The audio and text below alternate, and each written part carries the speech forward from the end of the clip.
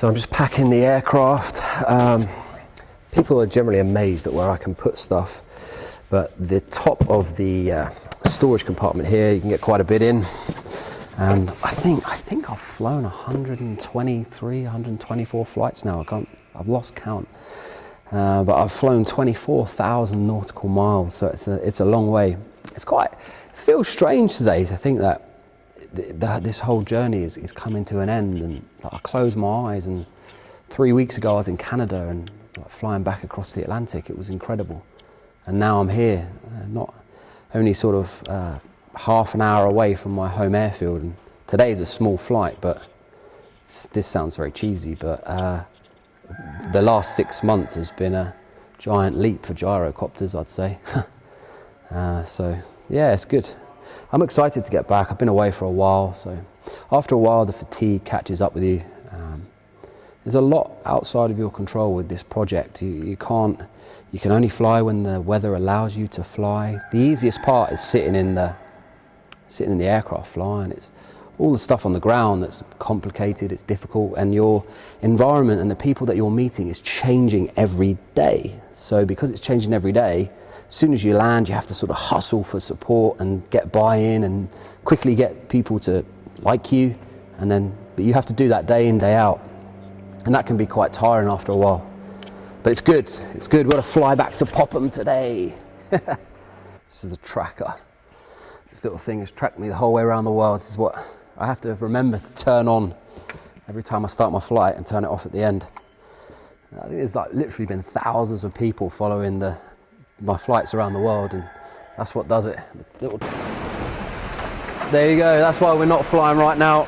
Hopefully, as you can see when coming in, hopefully that clears. But we've known about this, but the idea is it's going to clear through and we'll wait. You couldn't fly in this, especially not in my aircraft. You get a little bit wet. So fingers crossed it passes through. That'll do. You can hear that rain coming down. I have flown in rain like this before, but it's not very nice. It comes in, all the electrics get wet, and very quickly you lose all the navigation because you can't touch the screen. So best try not to fly in the rain. People often wonder where all the stuff goes, but I am a master of finding space where there's no space. But I've managed to pack all the contents of this bag into the aircraft. Now it's just a little bag.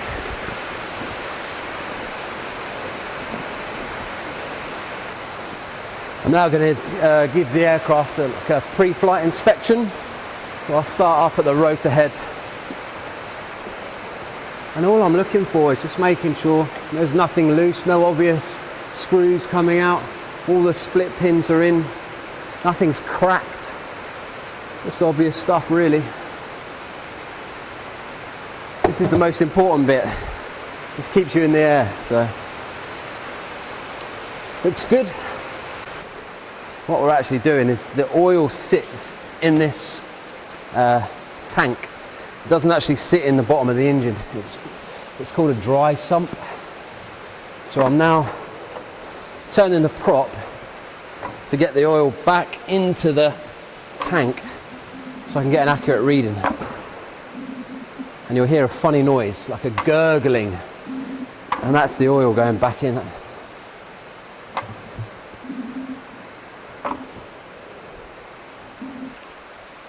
So I'm now just going to take the dipstick out,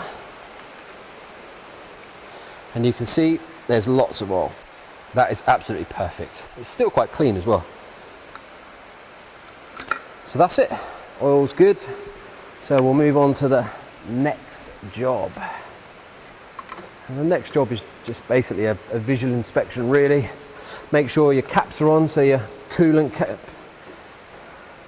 fuel cap, coolant, overflow, oil, and you're just looking for if anything is out of place, if anything is loose.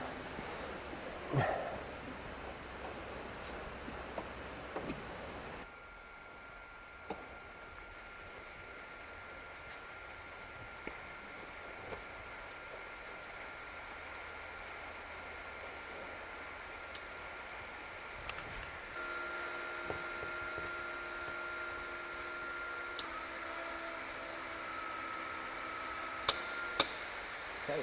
Worst case, I'll be waiting for you up in the air. I don't want that to get too wet, but I think it'll be fine. So he's off.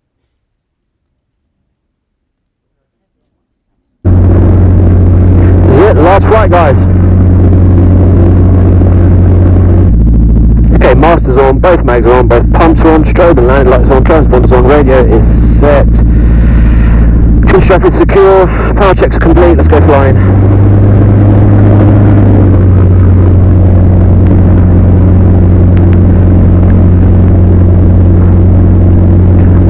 Golf Charlie Hotel, landing up 03 for an immediate departure.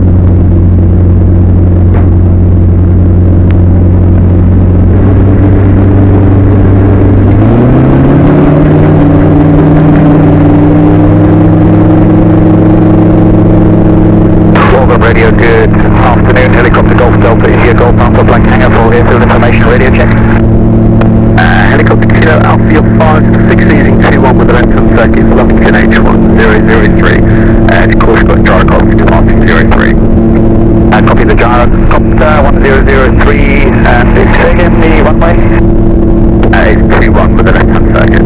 2-1 left-hand circuit, Golf Alpha.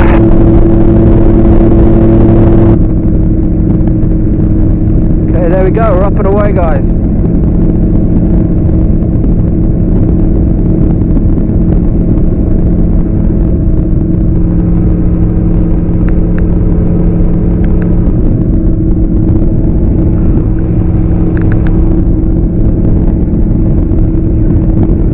Golf Charlie Hotel, do you mind if I pass a message to helicopter Golf Alpha? Go ahead. Golf Alpha, I'm going to head off on the track that you've set up and I'll fly slow, just catch me up, mate. We'll go, taking off, Golf Alpha.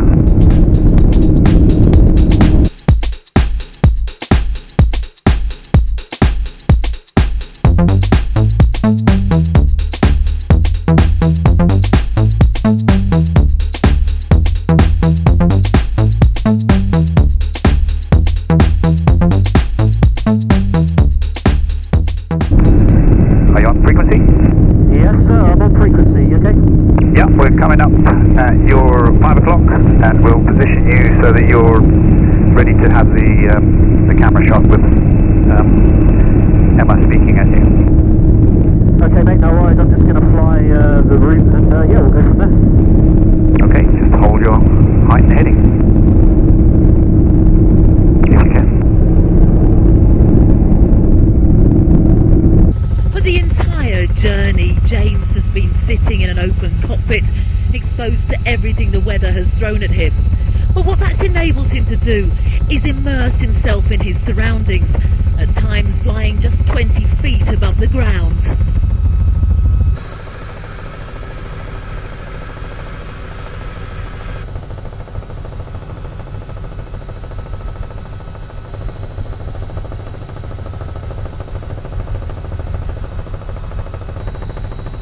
Right, I'm now holding position with the autopilot, so if you want to come into us. Yeah, okay, so I'm going to come in to you and I'll peel away to my right. I won't get much closer, this is good.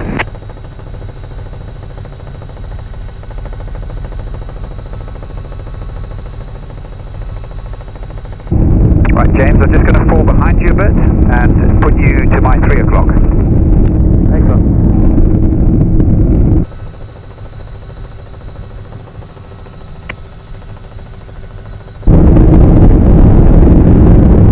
Okay, James, we're about 1 mile away and you're 1 o'clock. Okay, I'm just looking out for you, mate.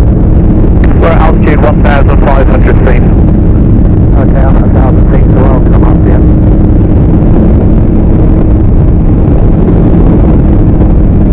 Okay, James, I'll finish with you now. Where are you in reference to me? I'm in your 1 o'clock, about 1 mile. If you just hold a steady course, I'll formate on you. Okay, mate, I'll hold it steady. I'll come down your left-hand side.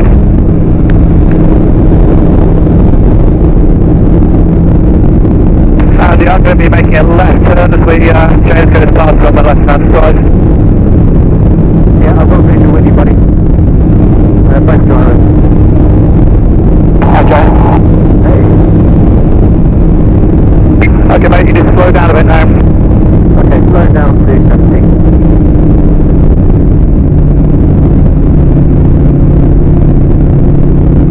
As you can descend about 200 feet. Descending 200 feet. Okay, we're done now, James. Okay, do you want to head back and I'll just sit and wait, and I'll move over to Problems frequency now, and I'll just wait here until I'm told to come in. Okay. Thanks, guys.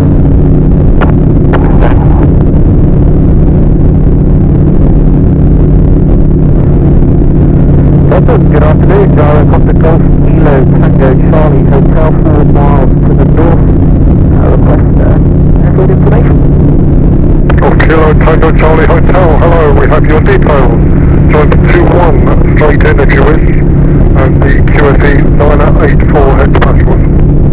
21 straight in, 984 hectopascals, Golf Charlie Hotel. I'll be orbiting out here for a few minutes. Yeah, we're in sort of fairly heavy shower at the moment. I'll just over Overton is clear, so I'm just going to stay out here for a while, and I'll be told when to head in, I believe. Okay, so we're just holding now. We're round circles waiting for the guys to land. And I think Sky News want to film the arrival, so... It's a bit wet.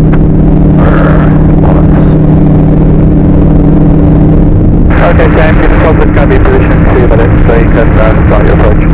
Okay, I've started my approach now, it's already quite hard, so that's good. Charlie Hotel, are you talking to Papa? Golf Charlie Hotel, my frequency 3 miles out.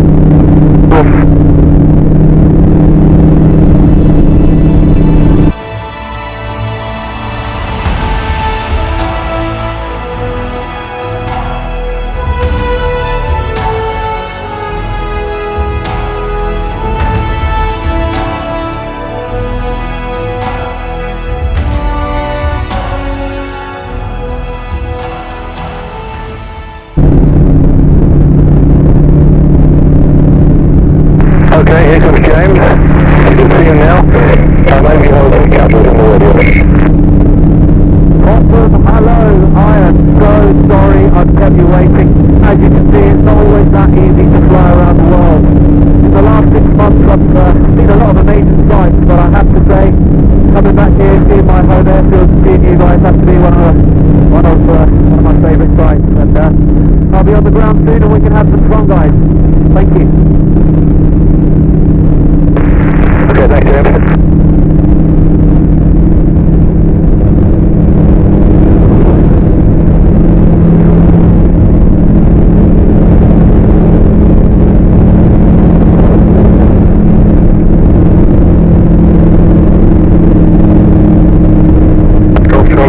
Welcome to Tropical Papa. Thank you, sir. Mate, I'm just going to get this thing on the ground, and yeah, I'll just head back round for a minute.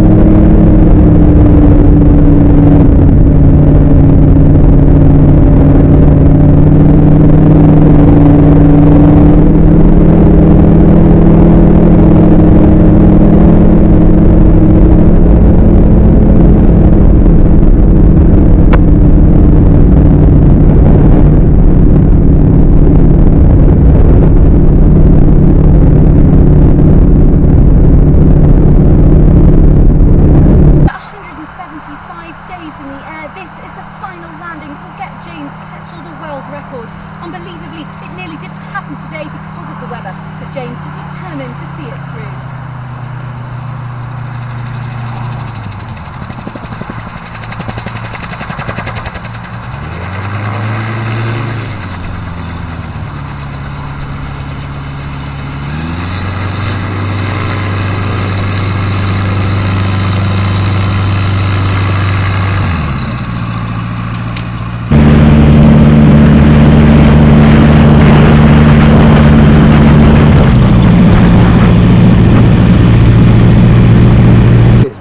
Fantastic. Good to see you, mate. You alright? Yeah. Hello, good. You alright? Good to see you. Well done. Did it, didn't we, eh? Yeah, of course. Thank you. Yeah, fantastic. You alright? Toby? Yeah. Hey, well done, James. Thanks, mate. Well done. Appreciate it. Oh my goodness, my friends! We wouldn't have an aircraft if it wasn't for you. We did it. We did it. Amazing. I said we'd do it, didn't we? Yeah, yeah. Thank you for coming. Oh, well. Thank you for you to come. No worries. The long trip is yours. Thank you. Yeah. Yeah. Well done. Yeah, I'm coming. Take a picture.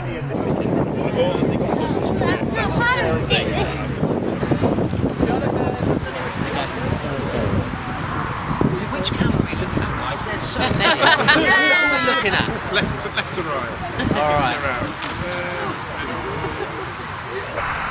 James, just take us through, I mean, an amazing 24,000 epic journey.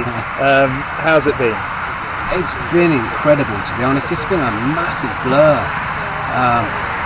It's been a roller coaster ride of emotions and different flights and different experiences, different people. But it was magical. It wasn't easy, if I'm honest. It was actually quite difficult, and it was probably the hardest thing I've ever undertaken. But I'm here and I did it, and when I left, I didn't even know if I could do it to begin with, but I just wanted to take it day by day, one flight at a time. And I may have flown around the world, but all I really did was just fly 123 single flights. That was it. So if you break it all down, it's just a couple of flights. Because that's your philosophy, isn't it? I mean, when you were rowing across the Atlantic, it was just, let's take tiny steps or tiny phases. Yeah, actually, you're right. That it kind of is my philosophy. And I remember when I was out on Everest and I was walking across those ladders, I just wanted to put one foot in front of the other.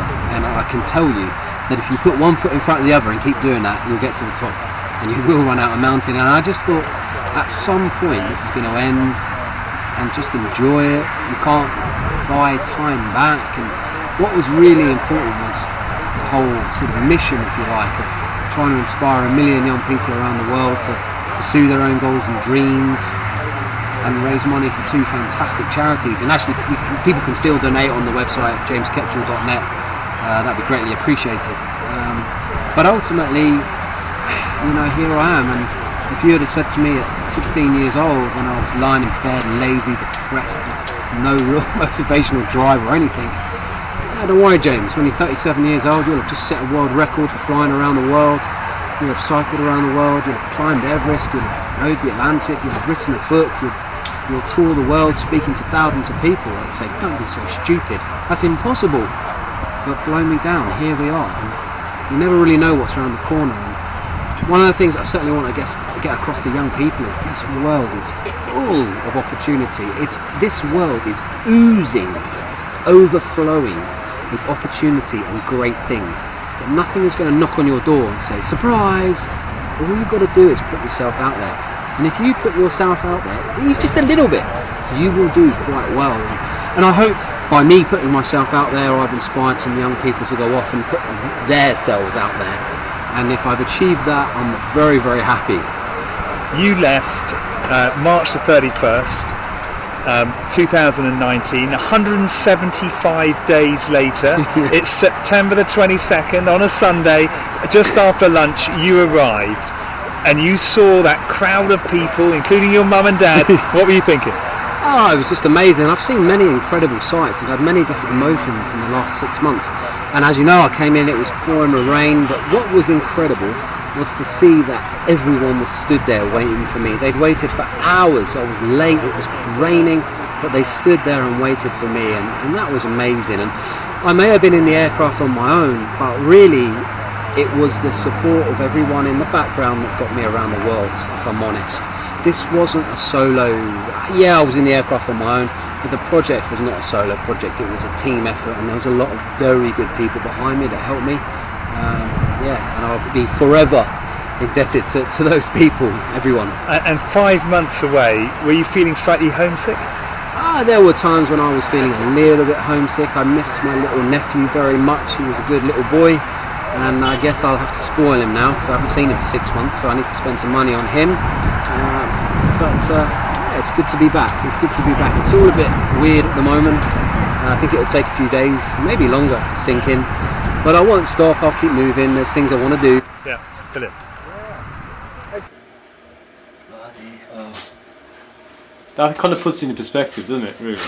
Yeah. Because it's like a schoolboy's thing. You go and look at a map